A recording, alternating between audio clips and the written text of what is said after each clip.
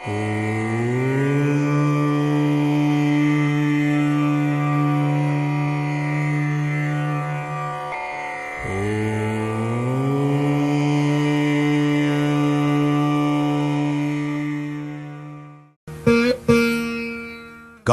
పురాణంలో 29వ రోజు కథ మాధవ ప్రీతి వ్రత మహిమ మరియు తండ్రి తల్లి సేవ యొక్క గొప్పదనం గురించి వివరిస్తుంది.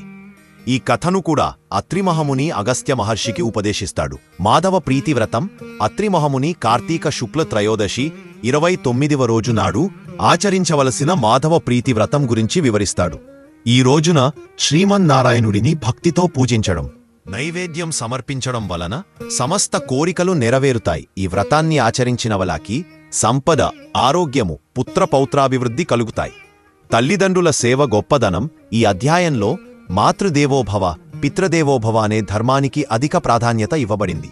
తన తల్లిని పూజించి ఆమెను సేవించిన కొడుకు లేదా కూతురు సమస్త తీర్థయాత్రలు చేసిన పుణ్యఫలాన్ని పొందుతారు. పితృసేవ తన తండ్రిని గౌరవించి అతనికి సేవ చేసిన వారు యజ్ఞాలు యాగాలు చేసిన ఫలాన్ని పొందుతారు. తండ్రి సేవకు మించిన ధర్మం మరొకటి లేదు. కార్తీక ఫలం కార్తీక మాసంలో దేవతల సేవతో పాటు తల్లిదండ్రులని పూజన వల్ల వ్రత ఫలితం రెట్టింపు అవుతుంది. దానధర్మాల పునరుద్ఘాటన అత్రి మహాముని ఈ రోజున కూడా దీపదానం, గోదానం యొక్క ప్రాముఖ్యతను మరొక్కసారి నొక్కి చెబుతాడు. ఈ దానాలు అపారమైన పుణ్యాన్ని ఇచ్చి నరక బాధల నుండి విముక్తిని అందిస్తాయని తెలియజేస్తాడు.